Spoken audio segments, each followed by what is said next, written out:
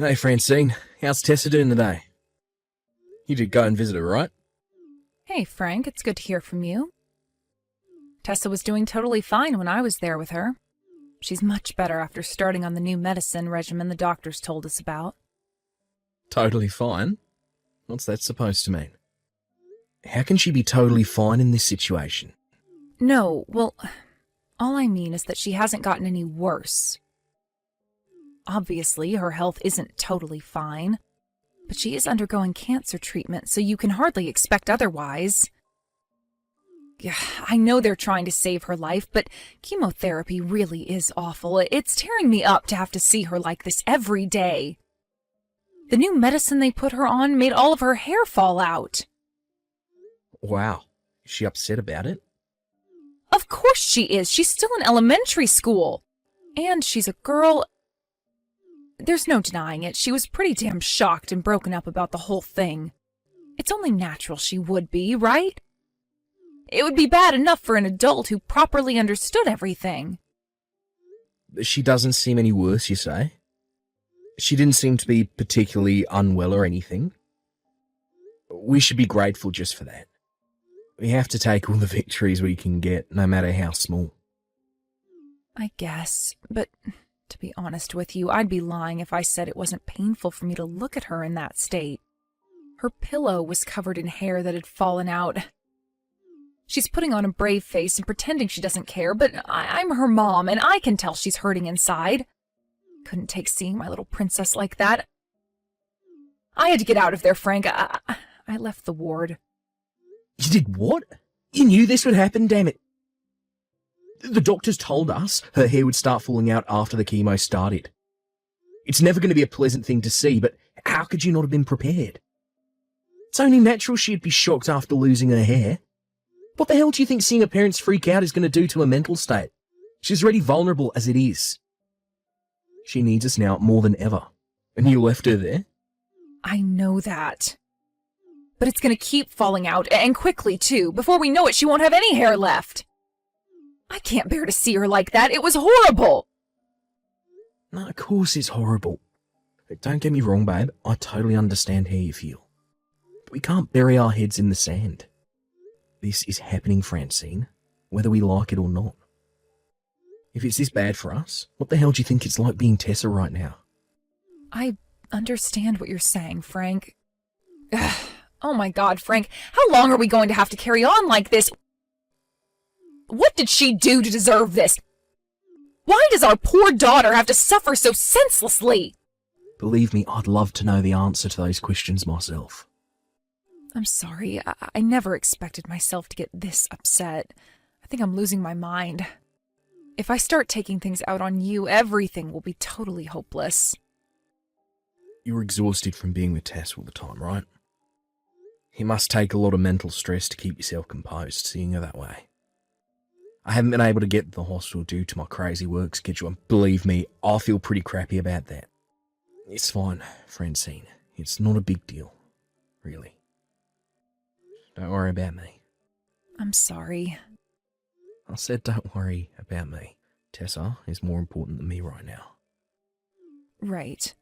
I wonder if she'll really be okay.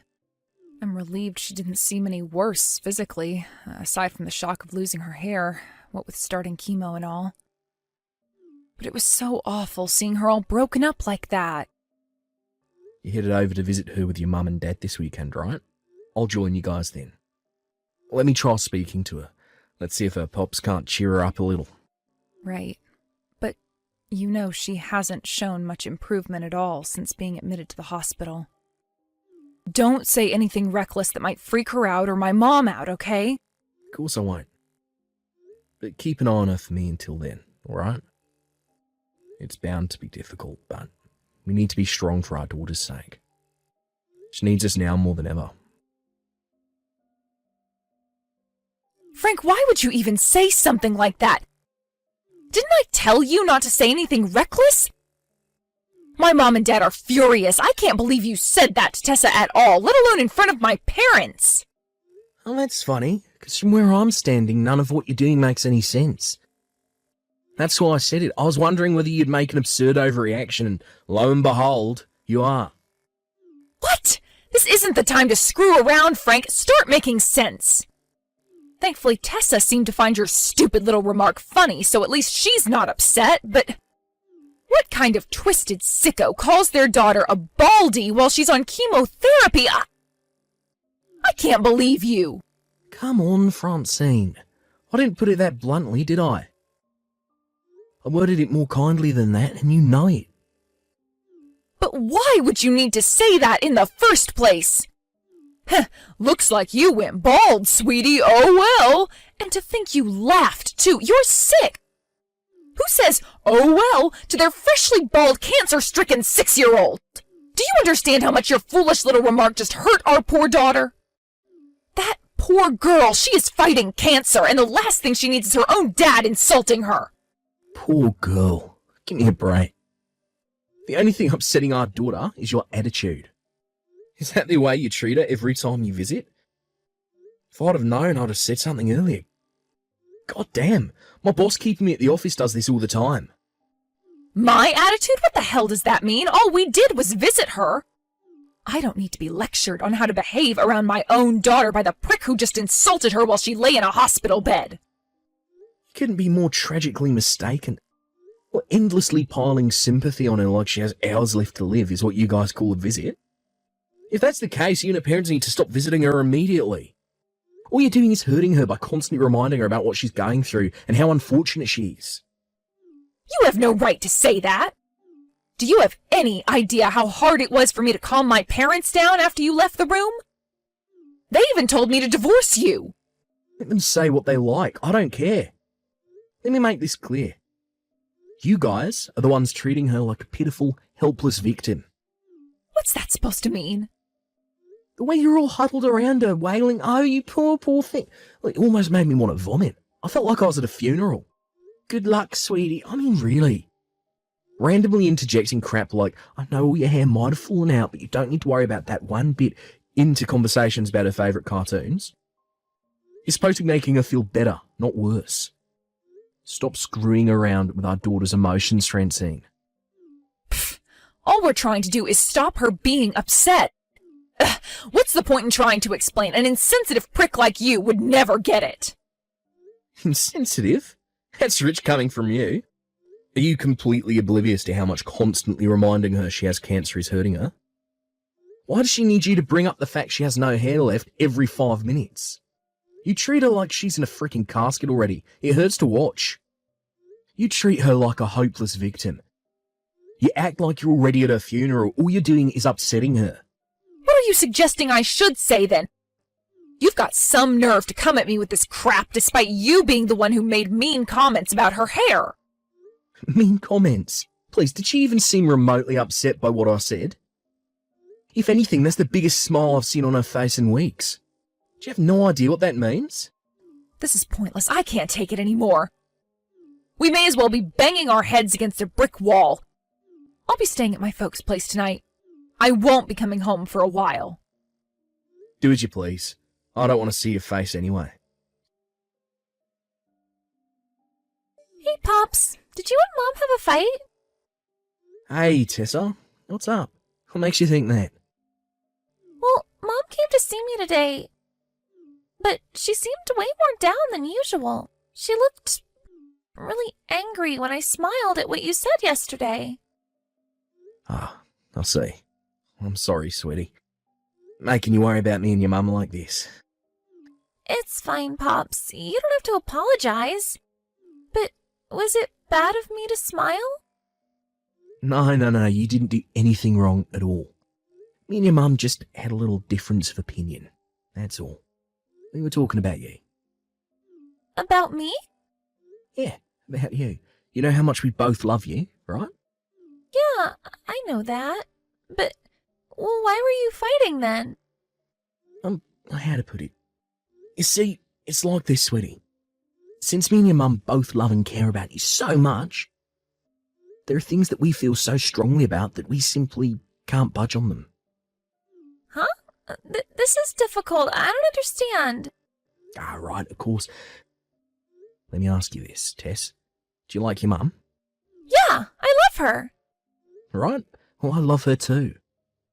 But how would you feel if your mummy, who you did love, did something bad to your pops? I'd get mad and tell her to stop, 'cause I love my pops too. I want all three of us to be friends and get along. Well, that's how things are between me and your mum right now. We still haven't made friends yet. Which is why I want you to know you're not in the wrong here. When will you make friends? Right away? It'd be nice if we could make up right away. But to tell you the truth, I don't know myself either. Hey, Pops, you know when you said I was bald and laughed? I was happy. Oh, where did that come from all of a sudden? Ever since I got sick, Mom and the others have been making me feel so sad all the time. They act like I'm gonna die. I'm not helpless and I'm not gonna die. That's right, Tessa. You're not. You must hate being treated like that when you're working so hard to get better. You're the only one who doesn't treat me like some pathetic victim, Pops. That's why I'm super happy you're my Pops. That's right, sweetie. You're no victim. I just wish everyone else understood that. Sorry to bother you, Frank. Do you have time to talk right now? What's up? Is this about yesterday? Yeah, it's about yesterday. I thought maybe we could try talking things over again. Look, about that, I said too much myself. I was wrong. I'm sorry. No, you don't have anything to apologize for, honey. We were the ones in the wrong after all, right? What? Are you feeling okay? Am I hallucinating? You were furious with me yesterday. This evening, I got a call from Tessa. She told me why you got so mad. I think I more or less understand it now. From Tessa? Wait, she called you about that? Really? I see. She said us fighting was really hard on her. She pretty much ordered us to make up as soon as possible. That's not all. She burst into tears. What the hell are we playing at, Frank? You're right. Us fighting over what's best for our daughter doesn't really make any sense if us fighting makes our daughter cry now, does it? Right. That's why I'm sorry. I never stopped to think about why you were angry in the first place. I just reacted. No, it was wrong of me not to explain too. I kind of just assumed you'd get why I was mad and let the anger take care of the rest. I haven't had my head on straight lately, what with everything that's going on. I guess you could say I'm quick to anger. You're well within your rights to be mad. Cut it out, Frank. That's my line. I was so intent on things being the way I thought they should be, I never stopped to think about what Tessa herself thought about the way I was treating her, or how she felt about her current situation. I just decided what was best for her by myself based on nothing but assumptions. I realized I clearly wasn't doing her any favors the moment she burst into tears. Go easy on yourself, babe. It's not like I'm saying everything you did was wrong. It's just that Tessa's fighting this thing with every last fibre of her being. She's like a little super soldier. And the thought of her bravery being reduced to nothing or minimised by being treated like a helpless victim was tearing me up inside. Yeah, you're right. I see that now. I was closest to her, and I should have known more than anyone how hard she was fighting, but in spite of that, I didn't. How did I not notice, Frank? God, I've been such an idiot! We both had our hands full, Francine. Don't talk about yourself that way, please. It hurts me to see. Things haven't been easy lately, right? It's only natural we might act a little crazy sometimes under all this stress. She got hospitalised out of nowhere after all. One day she was going to school like usual, and the next she's in a hospital bed on an IV trip being told she had to undergo aggressive life-changing therapy. But all I could ask myself was why her? I think obsessing over that so much made it hard for me to see things straight. You know our Tessa. She told me she enjoys every single day, even now. Can you believe that? Things should be harder for her than anyone, and yet somehow she's stronger than the both of us put together. She said she was super happy about everyone visiting her together, you know. Me, you, and your parents. And that's not all of it. This one's really going to shock you. She even said she actually enjoys studying. Apparently she works on her textbooks and printouts from school every day in the hospital ward. She told me all about how when she gets out of hospital, she wants to try out a bunch of new things at school.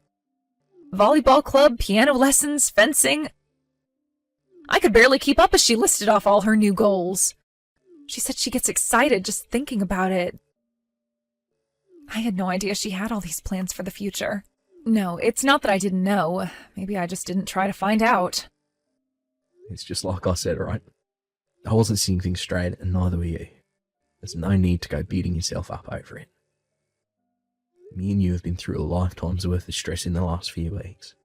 Seeing her after she lost all of her hair like that for the first time, it terrified me so much that I ran out of her room in a panic. Yeah, I know, babe. I know you did.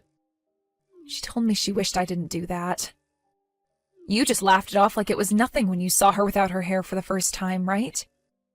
She told me what you said. Who needs hair anyway? Hair is for chumps. She said your cheerful spirit made her so happy. She said she wished I treated her more like you did. I was totally blind to what she really needed from me. I really am a failure as a mom. That's not true, Francine. Don't say things like that. How is it not true? I know you just said we weren't seeing things straight, but even in spite of that, even in spite of all the stress, all the pain, all the heartache, and all the worry, you still managed to understand how she was feeling and what she wanted. But me? Nope. I failed her. I'm not fit to be a mother. If you're not fit to be a mother, why'd you get so mad at me? Because I was making nothing but hasty, superficial judgments. I only reacted to what you were saying instead of why you were saying it. In the end, I was only thinking about myself. I was so obsessed with the idea of being the perfect doting mother that I didn't stop to take the time to consider what our daughter was actually feeling. No, I was downright incapable of it. So why all the self-reflection and apologies now? If you're really incapable of thinking about what's best for Tessa, what's the point in beating yourself up with regret over what you did? Surely it couldn't be helped given the circumstance. Stop it, Frank. You know, don't you? You know I can't be the mother our daughter deserves. Stop trying to make me feel better. It just makes me feel more pathetic. Yeah. Doesn't feel great, does it? I'm glad you understand now. Look, tell me, Francine, why do you think Tessa was so beside herself with shock when her hair fell out? Because she's a girl, surely. But then... No, wait. I guess it must have been pretty damn shocking to see me, her own mom, dart out of the hospital room like a bolt of lightning when I saw how different she looked. It was wrong of me to do that, wasn't it? She said she was upset because she couldn't have the same hairstyle as her mum anymore. It was a shock to her. It made her feel down. Wait, what? She was shocked because she loves you, Francine. She loved having the same hairstyle as you. She was sad and down in the dumps because she couldn't anymore after losing her hair. Do you really think someone who says things like that could possibly hate you? Wow, she said that? Our Tessa said that? Yeah, sure she did. I just said so, right? That she said that even when she felt sick, she was happy as long as you were there by her bedside to hold her hand. She was so grateful for how you made sure you were always there for her all the time, day in, day out, no matter what. But I was only there by her bedside. It's not like I really even did anything. I didn't even notice how she was feeling, damn it! Even just being by her side at such a difficult time is an amazing thing in and of itself, Francine. No matter how bad her symptoms got, no matter how much you wanted to bolt out of that door and never look back, you didn't.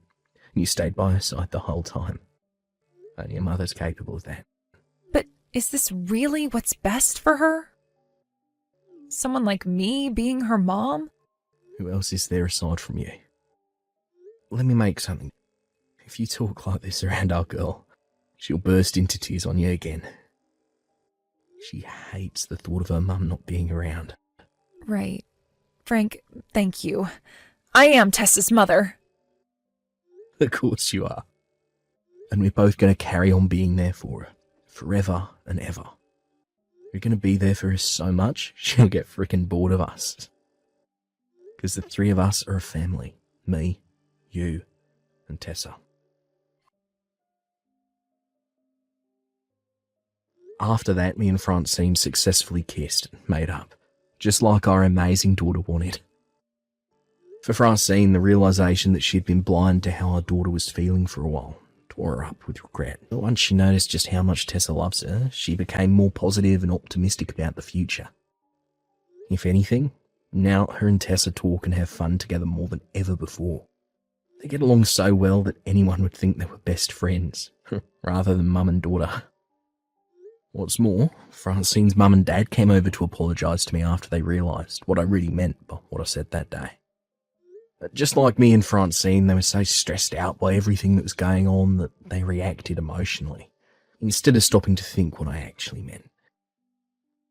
Now there's nothing but good vibes between me and the in-laws. Not many people can say that, right? After the events of today's story, me, Francine and Tessa carried on fighting the cancer together for another 2 years. Our strengths as a family must be paying off because her symptoms are finally starting to subside. She finally just got the go-ahead to return to school on the condition that she takes it easy and sits out a gym class for a while.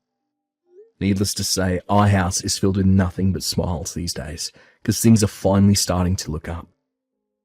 There's hope on the horizon, and I am loving it. Don't get me wrong, she's not out of the woods yet, and there's still a small chance her symptoms could return. But one thing's for sure, me and her mum are working hard to give her everything she needs, and I'm praying with everything I've got for that smile never to disappear from her face.